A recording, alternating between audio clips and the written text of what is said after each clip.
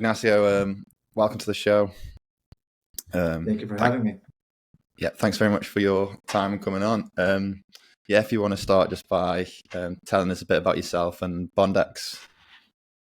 Okay, so myself, originally from Spain, university in the US and a bit in the UK. And originally my background started in investment banking and traditional finance, doing M&A for financial institutions. That's kind of how I got into crypto as an investor and went down what they call the rabbit hole, came out of the other side, a builder and entrepreneur. Then a few startups, also went back to a more traditional private equity role at one point, and then started my own company as the main kind of founder in 2021 now. At first, it was on this side experiment called Bondex, which is what we're building is the Web3 LinkedIn killer and disruptor. And that started as a little experiment with a bootstrap app in 2021. What were you working as when you were building the app?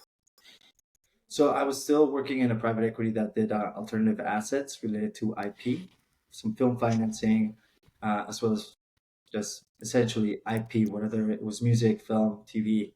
And at the same time, I was always active in sort of trading crypto and always kept my foot in this space one way or another.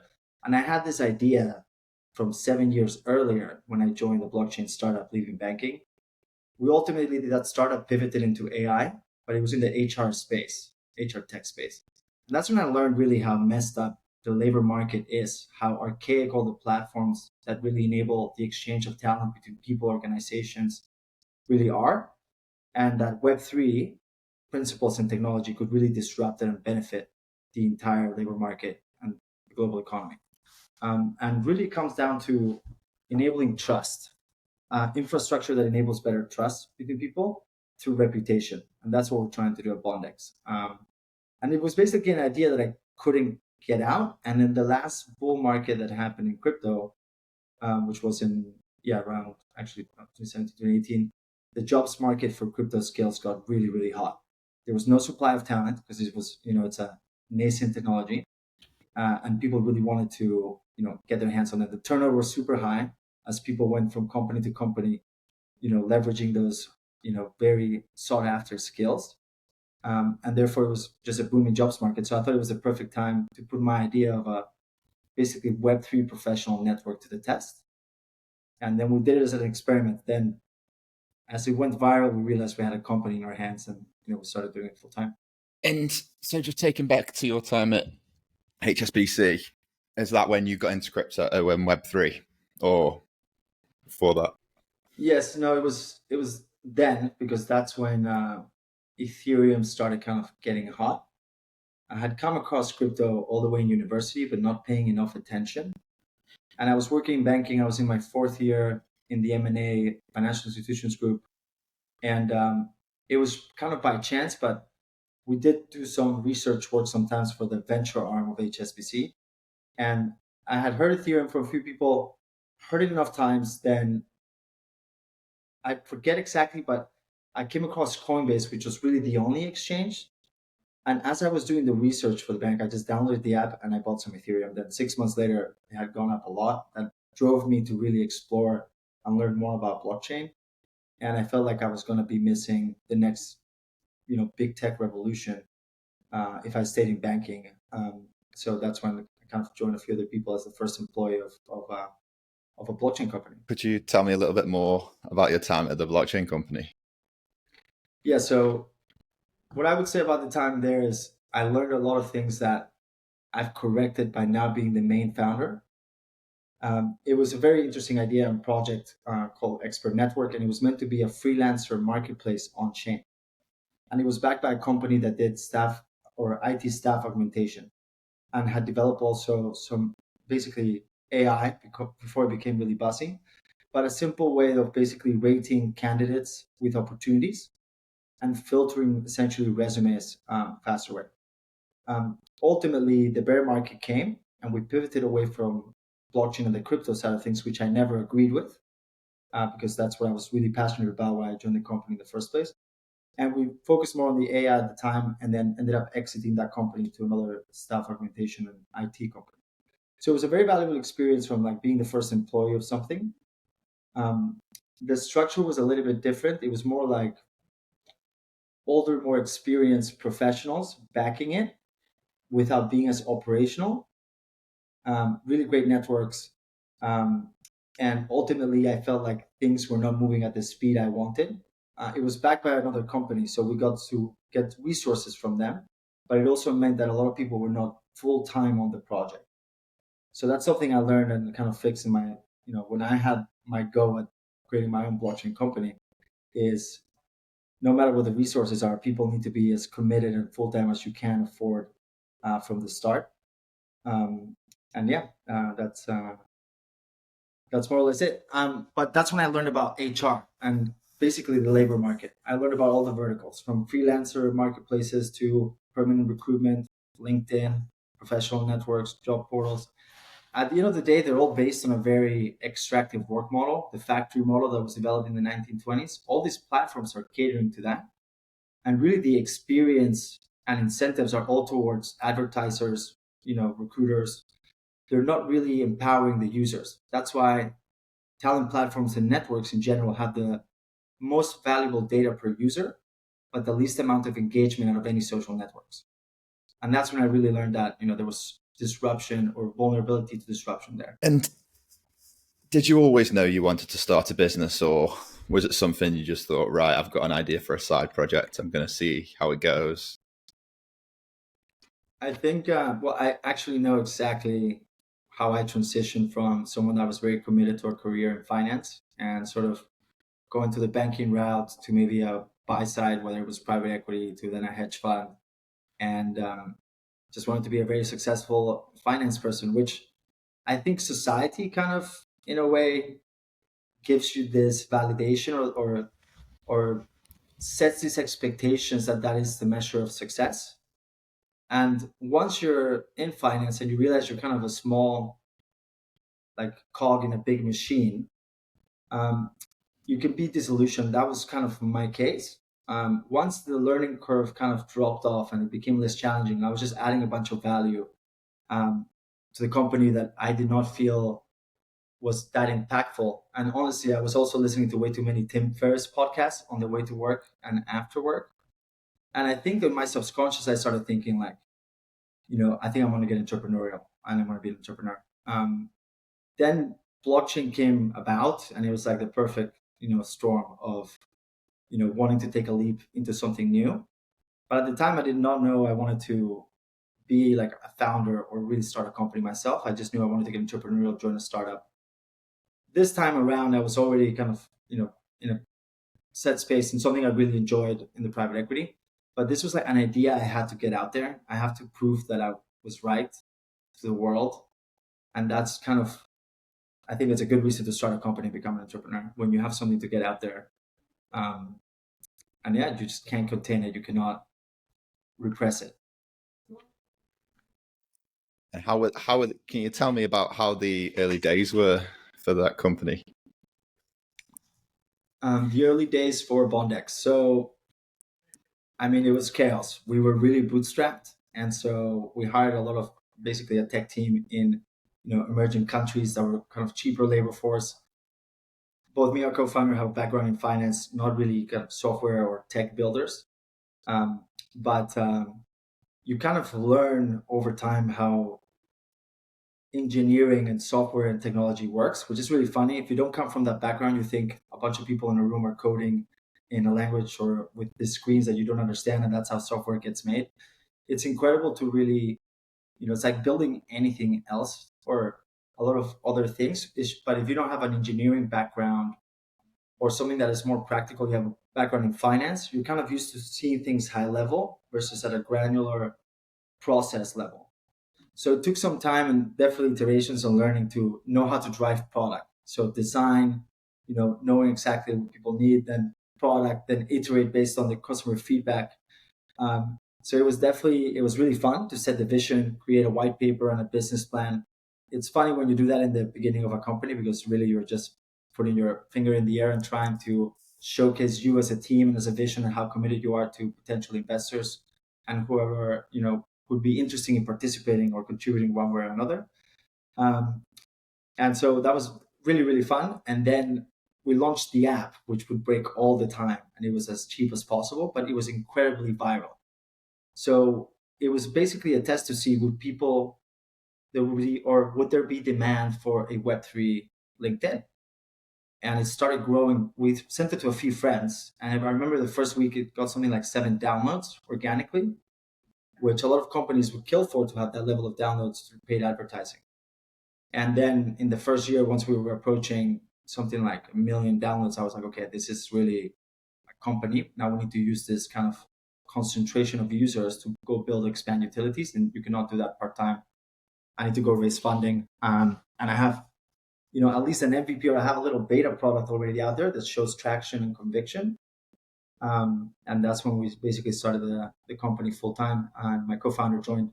His background is also he's ex-Goldman, MIT MBA. He was finishing his MIT MBA. And that's when I convinced him, let's get after this. And how did you find it managing teams of software engineers, like you say, in a field that's not your natural field?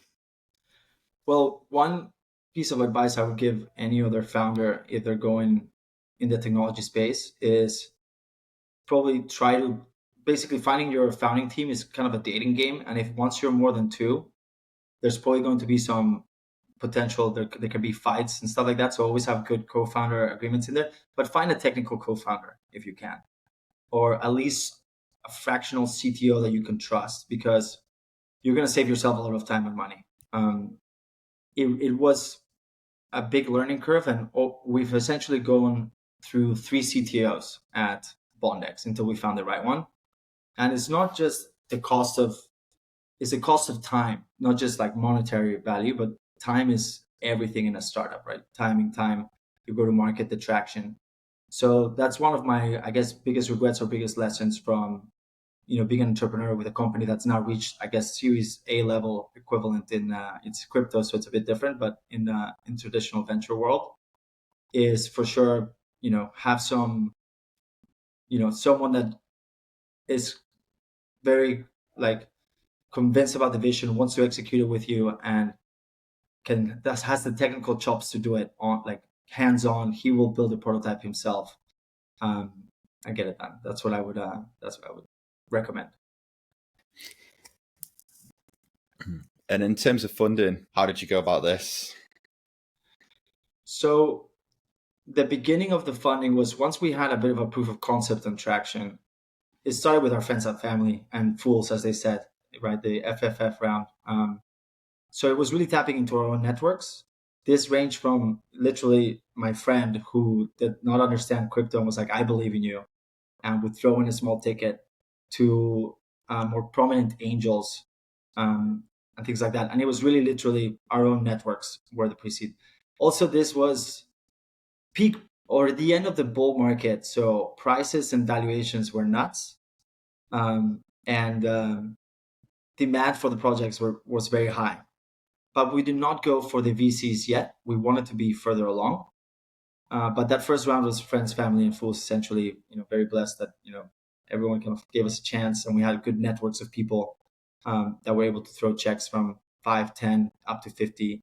And yeah, I would recommend not raising. I mean, raising with a good cushion, but always, not also don't over finance yourself. Being a bit uncomfortable capital wise also leads to being lean and mean, essentially. So that's how the first round of funding went. We've had 2 other rounds. We were raising on a rolling basis, so there was no like, okay, this is the fundraise time, this is round 1 or something like that. Then we raised an official seed round that was more institutional focused, and we did raise from VC funding the next round. And then crypto started really, really struggling as an industry, and funding dried up. I'm talking about the FTX collapse, the Luna collapse, all these frauds started happening. And to try to raise in that environment was extremely tough. So we still were raising on a rolling basis, but this time we had graduated to, I guess, more institutional, really prominent angels and different size of checks. Still on a rolling basis. We've never been comfortable until this year, and we're still not comfortable. Comfortable in the sense of having a really solid and long runway. And that happened due to the fact that we achieved a product that was solving problems, clients, traction as a marketplace, and also just resilience of building through a crypto winter that gave Coinlist, the Coinlist launchpad enough confidence, to list us and do a big public sale, which we raised 6.5 million and another million from influencers. So yeah, quite a big round in this past March. Yeah, definitely agree on the point as well, where not raising too much, because like I say, startups often can have the issue of raising too much money and it leads to losing a lot of resourcefulness. And you said about raising like the things like the FTX and all them sort of scandals, has that made it more difficult as a company in general being in crypto? Because obviously there's crypto, Web3, they've always got these connotations of being sort of a dark, shady industry. Do you find it hard to get your point across to people who aren't as interested in the industry? It 100% damages the industry as a whole to have bad actors that are so public.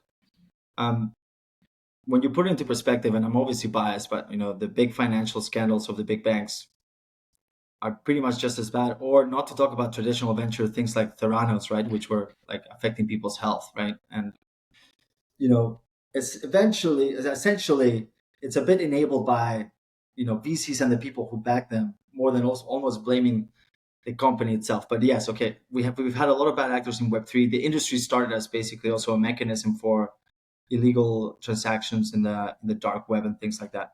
Since then, it's matured to a point where now we have BlackRock and Fidelity having ETFs and institutional adoption.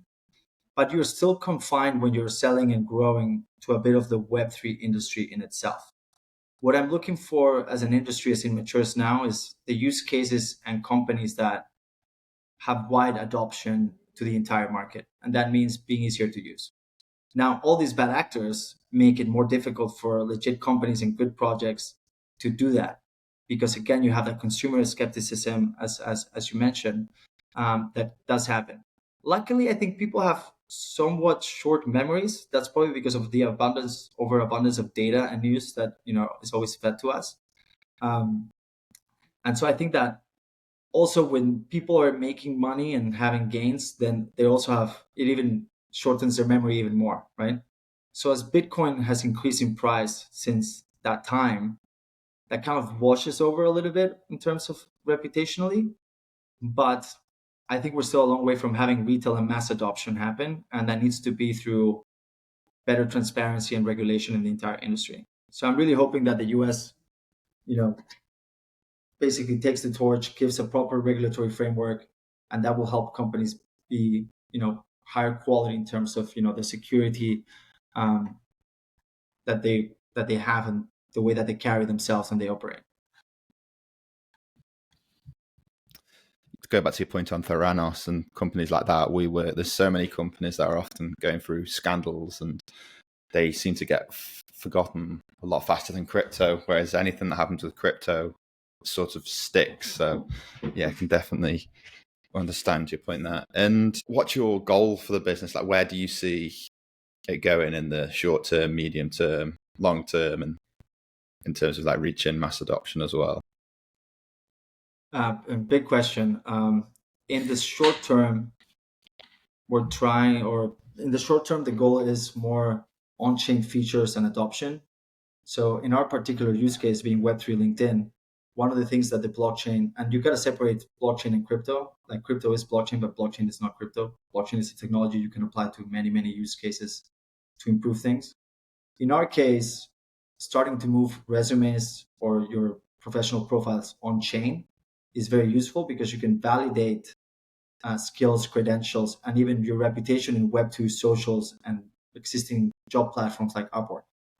And then aggregate that into something that's more of a dynamic professional identity that is verified and validated versus what you have today, which is kind of static resumes that are not validated. Everyone kind of lies on them and you don't really know what you're getting. So that's the short term in terms of product.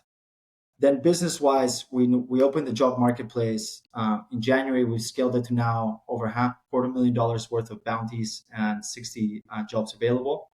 And so keep growing that. And then we also have the token generation event, which is listing our token. As a crypto company, your token essentially becomes its own product as well. It sucks a lot of resources and bandwidth as you get it onto the market and you start listing it. You need to worry about the liquidity, the marketing, creating a bit of hype. That's where crypto is a lot different from traditional venture, in which you're basically IPOing as an early stage company instead of IPOing when you have a business that's running after 7 years and it's very battle tested. So that has a challenge in itself. The pro is that if it goes well, you have access to liquidity and attention that helps you accelerate the build and traction. But it's also essentially adds to bandwidth and focus that you also have to put on that, which can be healthy or unhealthy depending on how you handle it. So that's the short term, basically having a successful TGE, keep scaling our enterprise offering and marketplace, and also implementing blockchain technology into the product to make it better. So that's the short term, I would say the next 3 to 6 months. Then the next stage is social networking features. And the social networking features will also be underpinned by what our foundation is today. As I was saying before, I think that trust is one of the most powerful, if not the most powerful economic force in the world. But the platforms are the way we exchange today, time, skills, and money is not really built on trust. It's built on engagement and noise. And so that leads to very inefficient and really middleman ridden ways of exchanging those, again, those skills and that talent and that time and that labor. So what we do is we have a gamified reputation system that you basically earn over time. And we believe that, reputation is currency. So trust through reputation is what Bondex is building. And everything we build, all the utilities, which is whether it's a job marketplace, rewards engine, your Bondex profile and professional network, is all underpinned by that gamified reputation. And the next stage is the social networking features. So that means people starting to connect with each other, chat, probably a newsfeed that is more around economic opportunities. So the Web3 audience, which is, I take it as not just the really crypto natives and savvy people, but 540 million people in the world own digital assets. So, but they're in the Web2 social network and professional network. That's where they are. So you need to build something that's better than that and easy enough to use for them to be onboarded into a Web3 equivalent. So those social networking features need to be more fun, gamified. That's the next kind of medium-term challenge, and all underpinned through this reputation system with a Web3 native ad network. So that's the hard part, and that's more of the long term. How to make a lot of revenue and redistribute that to the users and empower them. So social and professional networks, they're worth trillions of dollars, and that's because of the ad networks that monetize those psychometric data that they have. And they do so without the proper permission or consciousness of the users, right? If you are using a free product, it's likely that you're the product, right? Your data is the product. The Web3 promise is that you could leverage it to track, well, first get their permission, and then you would have a mix of on-chain and off-chain psychometric data that is extremely valuable, permissioned by the user, stored and controlled by the user, that then is monetized via ad network or data marketplaces, completely tracked, and then you have a revenue share with the user. And that feedback loop will develop not just loyalty, but also just basically them, the user, being a proper stakeholder in the success of the network that they're adding value to, versus just another user and essentially becoming a commodity. And that's a long-term vision. And I think by the time we get there, ideally we're competing. We're the second in the market next to a LinkedIn. And I think the narrative and the mission of a professional network that redistributes this value and empowers its users is going to be very powerful with the younger generations. So hopefully, if you want to hire someone old, you'll be on LinkedIn. If you want to hire someone young and tech savvy, you'll have to go to Bondex. That's the long-term vision. That's interesting in terms of the age demographics, and that's the way it seems for most crypto platforms is definitely more adopted by the young. So how do you see yourself? Obviously, you see yourself competing and being like a LinkedIn within Web3, but how do you? Are there any other competitors in the industry? Is there anyone else trying to do similar what you are? There are different players trying for similar things. There's many verticals within what we're trying to do. I think no one has the exact combination and our go-to-market of combining a job marketplace with a professional network rewards engine. Our specific mix is pretty unique, but there's a freelancer marketplace on Web3 called Brain Trust already, for example, that is on chain but caters to actually Web2 companies. I think it's a great business. There were a few kind of bounty-based job boards like we do. So our job board is based on referrals and crowdsourcing those referrals. So the users get to basically monetize their networks and play the role of a recruiter. A few people tried that, but that on its own doesn't do very well in a bear market or when the demand for jobs or demand for talent dries up. So they kind of did not survive the bear market. There's a lot of Web3 job boards, Web3 careers, crypto listings. It's basically Indeed or Monster for the Web3 industry, right? In terms of the LinkedIn, there's a few that have popped up recently. There's one called Talent Network, Talent Protocol, and there's another one recently raised some money called Icebreaker. We are a little bit further ahead of them in terms of especially network effects and the amount of users and critical mass. That's our big advantage. But it is an arms race to actually basically corner the talent space in Web3 and then expand from there using a Web3 model. If you're just a LinkedIn for Web3 or you're just a Uber for Web3, it ends up being a small market today and you're waiting for mass adoption to happen. It's better, or in my opinion, it's a better strategy to build something that's a catalyst for adoption of Web3. And so we're a Web3 LinkedIn, meaning we're using Web3 to disrupt the LinkedIn model, starting with a Web3 audience, but expanding over time into the general market and audience. It's just a starting point, just like Amazon starting with books or Facebook with college students. Do you ever see older people than non-tech Web3 people using your products? I think it needs to be so easy to use and have the critical mass of enough people being on these networks and consumer apps, then we see it. I always think of the example of from the moment I got an iPhone to my grandma sending me WhatsApp voice notes. It was like 15 years. I think we've hit something like the 10-year mark since Bitcoin was released, but I would put it more like maybe the beginning of dApps and consumer apps really being through Ethereum. So we're a little bit earlier in the cycle. I'm excited to see the consumer use cases that come to market now that solve real problems in the real economy, not just in Web3, adding real value, again, solving real problems. And also, what Telegram's done, which is basically a Web2 chat app integrating a blockchain. It's incredible, right? And I think we're going to see a lot more companies doing that. And that's also what mass adoption looks like. There's some use cases that are very clear already. Like, basically Starbucks did the NFTs for loyalty and it went really, really well. It worked really well for them, right? I see mass adoption also coming from basically institutional adoption that will blend in to improve their existing products and services and becoming so seamless that people are just using the same service and products from the companies they know.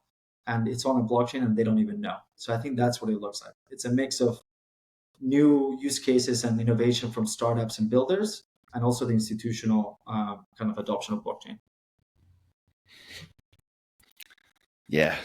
It is crazy how fast, like you say, from the moment iPhones come out to your grandma sending you WhatsApps, it seems like a long time, but it's 15 years, which is nothing in the scheme of things. So yeah.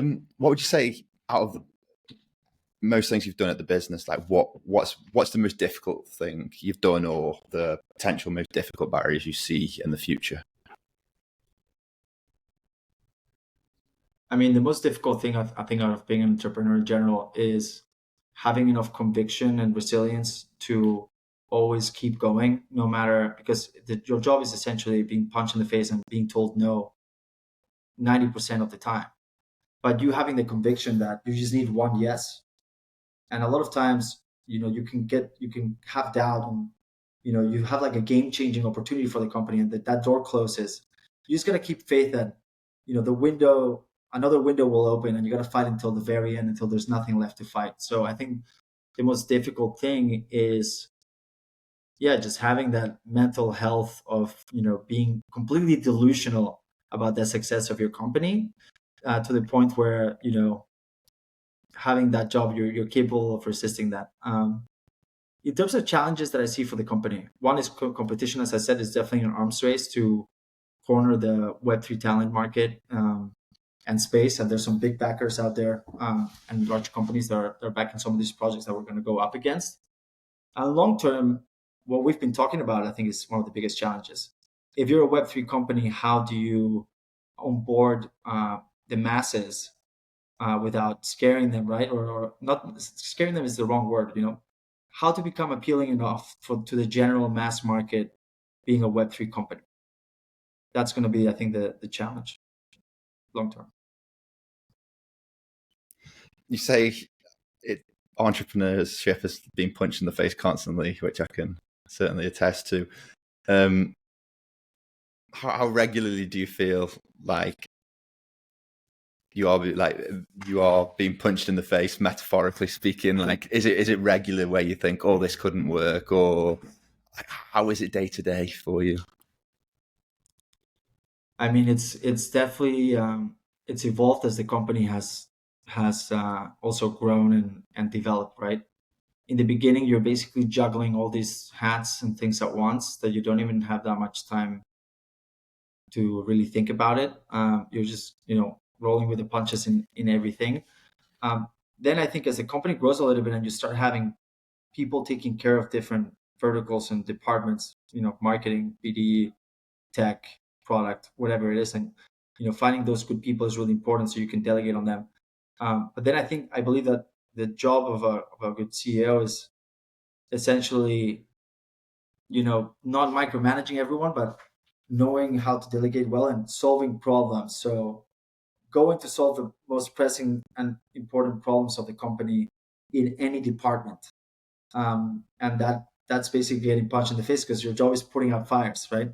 And there's always fires to put out, but as kind of the leader, your job is to put out those fires and also coordinate all those different departments, which is also challenging. You're the one that speaks to VCs, customers, marketing companies, providers, vendors, and you can you have that high level vision of the company, while some people managing certain departments might not have the full vision. So it's your job to make sure everyone's pulling in that same direction, making sure everyone sees that same high level picture that you're seeing. And that's what I think it's kind of the job of a good CEO. And I'm still learning a lot. I feel like just saying that feels like, oh, I'm so knowledgeable. Rolling with the punches, learning every day, failing every day, but loving it as well, and really proud of what we've done so far. And the adventure could end tomorrow. You never know. So it's all about making it a big learning experience, no matter what, as well. And how does your day to day look as a CEO? What are your typical things? I know you mentioned about obviously putting out fires within different aspects of the business and solving the problems, but it'd be interesting to hear more about the day to day. So some things that I've learned is if you just have an endless to-do list and you have an open calendar link, you're never really going to have time to think and actually get into a state of flow and do things that require either admin work that is boring and you need to get through, or the more deep thinking about whatever vision, strategy. So managing that is very important. Also, your health and your mental health, like your physical health, fitness for me is very important, and also your mental health. So making time for that and prioritizing that, even though there's many schools of thought on this. There's the mega workaholic, and I've definitely worked in banking. I've worked very hard, but I've never worked harder than have when I'm at Bondex, and when there needs to be fire drills and all-nighters, those happen. I made my co-founder butt heads on this all the time, but my regular day is composed of trying to prioritize some of the balance. So wake up really early, 6. Okay, it could be earlier, I guess 5, but I don't like to be awake too long before the light comes on. There's a bit of basically going around, stretching, having a tea. Maybe there's meditation there, journaling. Then I'll go into like a big lift workout or boxing workout in the morning, getting it out of the way, getting my energy up. And then, be at work and working by 8:39. I try to allocate a little bit of time there to basically going through emails and messages and just skimming through your inbox and seeing what's more pressing than not. Because that's another thing, right? Everything's trying to steal your focus, whether it's your email inbox, if you have two screens, like your phone, like, focus is paramount. So the rest of my day looks like I usually don't try to open my calendar for calls until 2 p.m. at least. I have certain things that I do regularly, um, whether that's usually admin, and that could be as clearing emails. I will set the time for it, right? Like 1 hour of strictly like email responses stuff, beginning and end of the day, for example. Then calls, which are external, that could be BD, anything else, in that slot. And then deep work, if I have something to write, something to research, something to think about more deeply, I will time block those things in the beginning of the week. It's all also built on the foundation of Monday, and elevating your mornings, will elevate kind of your day and get you on a good track. And it's all a domino effect to then deliver and everything. I usually work until then 9, and then I'll be dead, right? 9, 10, and then I'll go to sleep. I take my sleep very seriously. And what I mean about also, you elevate your morning, but you need to plan your week out well. So Mondays is when we do all the team meetings, to-dos. I usually don't take any calls on Mondays. And Wednesdays, or I'll have another day of the week when I don't take calls, or try to minimize it, to basically set up the week properly and time block everything, going through all the to-dos, looking at everything that is going on in every department of the company through the team meetings, performance. It's kind of, you need a maintenance day basically. And that's what I guess my days and my weeks look like. Nice, very interesting schedule. You touched on about like business sort of philosophies, so like working hard, that sort of thing. Obviously, we all know there's different. Like there's the grind sort of philosophy. There's the ones that say philosophies that say you've got to recharge your batteries, and there's all different entrepreneurs and people that promote these different styles. Like, what would you say? What philosophies do you subscribe to, and like what sort of people, business philosophers, business people, entrepreneurs inspire you? So it's a great question. I think I've read so many entrepreneurial books, and then you see every entrepreneur that I really admire in their stories. You see all of them being complete maniac workaholics.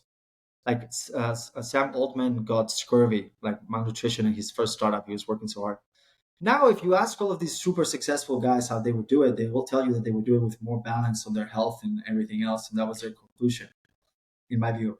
But I think what I would say is that I don't think there's one size fits all for everyone and every entrepreneur. Just like for diet and exercise, I say that everyone's different, and you should go get your genes tested and have a blood test, and based on that, then determine what type of diet and workouts and supplements you should be taking. I think same goes for being an entrepreneur and your type of work style. If you're a night owl, or your energy and your cortisol cycle is a bit differently, maybe you should work until later and start a little bit, or maybe you need to start earlier. Everyone is a little bit different. Also, it depends on your circumstances. What kind of team can you afford? Are you distributed across several time zones, or you're all in the same place? Based on those, I guess, business requirements and your own personal kind of attributes, that's how you should compose your work routine and how you go about things.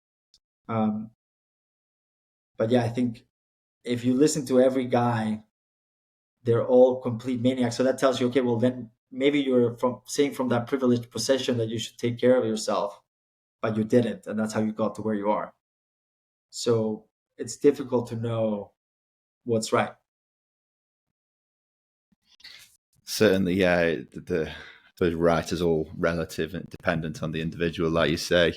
What would you say the best piece of entrepreneurial advice you've got? And that can be either from the internet, you've read it, or from a mentor, from a colleague, etc. We all have to suck up to someone in order for us to then be sought after. Let's put it that way. So, Yes. and in a way, it's just like lower your ego, and basically, yeah, you have to have no ego, and suck up to whoever it needs, that you need a deal made, financing, whatever it is, you need to adapt to it.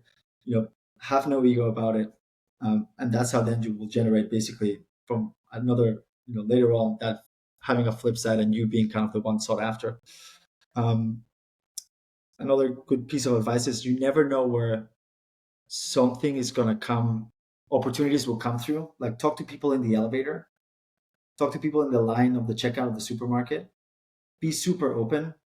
The opportunities that sometimes, have lined up for us as a company have come from the least expected source. And it all comes down to, all good business comes down to human relationships. I don't care how much AI and computers and Zooms we're on. All good business comes to human relationships. So that's the strongest thing you can do, is develop human relationships. That's the biggest difference maker. You said that some of, like, talking to the people on the lift, these sort of places where you don't typically expect it, or where, important relationships can come from. Like, what would you say the most interesting place you've met someone that's become or unexpected place you've met someone that's become a business relationship?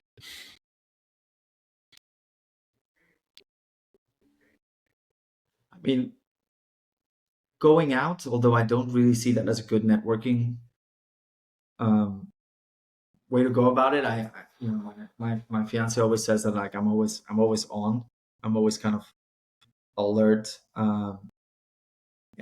So sometimes unexpectedly, going out on a dinner or something a bit social, you find someone interesting, or someone relevant to what you're doing, or someone that can be a good connection. So just, I guess, being aware while you're being social, or I guess always, even if you're social or being social in a social situation, just, I guess, always, being conscious of, what may arise, right? And having interesting conversations, I think. But that's actually quite a common place for me to find connections. You've asked for the strangest place where something has come from, right? For example, people that were in the same industry as me have ended up becoming, like, very valuable, that, like, I went to high school with, that I hadn't talked in many, many years. But having made that connection there already gives you, like, a foot in, to then have a chat with them about it. And, like, just also never be shy. If you kind of know someone, but you know that they could be relevant, like, you never lose anything for asking. So also just never be shy about, reaching out and trying to ask for things from other people. And always, you have to pay it forward, though. That's the only rule, is that, you have to always be useful to people, and, make yourself do things that maybe, you're not that interested in, or just help out other people. I really believe that kind of comes around in a way. And you mentioned earlier about the current market being very challenging. What did you mean by that? So this is the crypto market specifically, and these views are not financial advice to anyone at all. They're my personal opinions. They're also not linked to the company, and important disclaimer. I feel that crypto didn't have a bull market, but it had a Bitcoin rally due to really financial circumstances versus innovation-led bull market, right? The last one was led by NFTs and DeFi, and a lot of new people being onboarded onto the crypto market that brought a lot of liquidity, that then, the prices went up. This last one was this ETF, scarcity kind of finance-led rally. And it's also led into, like, there's no new retail investors sort of coming into the space. So it led to the same people with the same already crypto money going for meme coins. So there's a massive meme coin cycle going on, and it's sucking all the liquidity sort of in the market and attention. And it's essentially one of the use cases that crypto has been proven useful for, which is casino as a service. Casino, people are speculating and gambling. Right now, there's 3 use cases that have really been proven, which is storing money, making money, and sending each other money. Now, most people, are, like in any casino, are losing money with the memes, but it's kind of sucking all the attention and liquidity. That means that alternative projects, or alts, which is a certain section of the market, is actually struggling to attract attention and liquidity. And so part of that is, I think, because they now compete with the memes, and the altcoins, they used to kind of provide these crazy multiples to retail investors, and they were kind of the memes of today. And so now the altcoins and the alternative projects have to really deliver value and traction in order to gain attention and liquidity. And that led to basically the summer being very dry for alternative project and launches. And so right now people are kind of focusing on the blue chip, and the memes. So it's kind of, let's say, Bitcoin and Ethereum, and then memes, and then everything in between is kind of being neglected, apart from like maybe the top 10 or 20 tokens. So the challenge is, as a new project and someone new coming in, getting enough attention from traders and enough interest in your project and token to hold it long term. And then it's up to you as a company to create enough utility in the token that will create demand for people buying the token. But that's what I meant about conditions being challenging. It's not challenging for the entire market. It's challenging for a certain section that I happen to be in. And slightly related to crypto, like a rather general question, what's your opinion on Bitcoin, if you have one? Yeah, of course. I mean, I think it's a great, an amazing piece of innovation and technology that was released onto the world in a very altruistic way, because the inventor is to this day unknown, which is insane, right? So the genesis of the industry is amazing, right? And it was because of the 2008 great financial crisis that really challenged the credibility and trust into the big financial institutions and the elites that run the world today. Now, I kind of, I agree with that very, very much. I think that the institutions, and the last evidence of it was kind of the failure to deal with, COVID, and how much money they injected into the market, which just led to this inflation, which is leading to these bubbles and crisis. So I love that there's an alternative financial system that is available through technology. So I love Bitcoin, and I love, its genesis and why it started and what's enabled and what's come afterward, by it being kind of the first stepping stone into this new financial system, that is the Web3 ecosystem. And I'm excited what comes next. I will say though, there's certain things that you could not expect, like for example, meme coins being like a source of value, right? Like I don't think that the inventor of Bitcoin had that in mind, but that's what's also amazing about this like wild west industry.